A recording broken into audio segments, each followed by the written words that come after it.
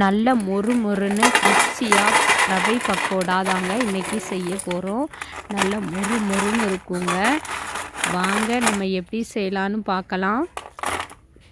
அதுக்கு ஒரு பாத்திரத்தை எடுத்துக்கலாங்க. 1 கப் ரவை எடுத்திருக்கேன்.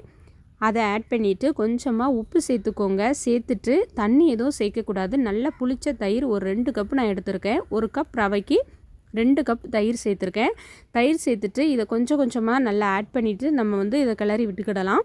ரொம்பவும் கட்டியாக இல்லாமல் கொஞ்சம் கொலகொலனும் இல்லாமல் கரெக்டான பதத்தில் நம்ம இருக்கணும். நமக்கு கையில் எடுக்கிற பதத்துக்கு நமக்கு இருக்கணுங்க. கொஞ்சம் கொஞ்சமாக தயிரை ஆட் பண்ணணும். மொத்தமாக நம்ம ஆட் பண்ணக்கூடாது. இப்போ கிளறி விட்டதுக்கப்புறம் இந்த பதத்தில் இருக்கணும். 10 நிமிஷம் ஊறட்டும். ஊற விட்டதுக்கு அப்புறமா நம்ம வெங்காயம் எல்லாம் இதில் சேர்க்கணுங்க. 10 நிமிஷம் ஊறட்டும். இப்போ ஊறினதுக்கப்புறமா 1 கப் வெங்காயம் எடுத்திருக்கேன். அதையும் கொஞ்சமாக நறுக்கி சேர்த்துக்கோங்க. கொஞ்சமாக கருவேப்பிலை, கொத்தமல்லி இலை நறுக்கி சேர்த்துக்கோங்க. 2 பச்சை மிளகா, வரமிளகா நறுக்கி சேர்த்துக்கோங்க.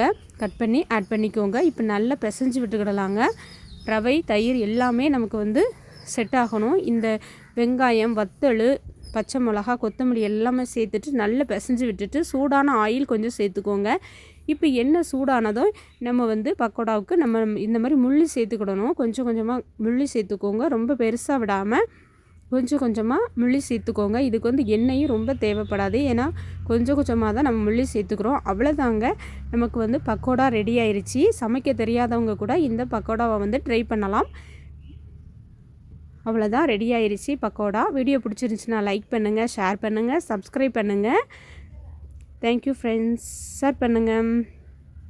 அவ்வளோதான், முறு பக்கோடா ரெடி ஆயிடுச்சு. வீடியோ பிடிச்சிருந்துச்சுன்னா ஒரு லைக் பண்ணிடுங்க. தேங்க்யூ.